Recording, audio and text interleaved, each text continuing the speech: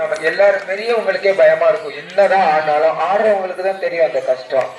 அந்த மாதிரி ஒரு இடத்துல இந்த பரதம்ங்கிறது வந்ததுனால அவங்க எந்த அளவுக்கு தைரியமா அந்த சலங்கையை கட்டி மேல நிக்கிறாங்க.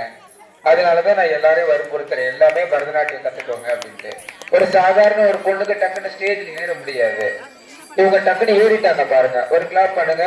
Thank you student.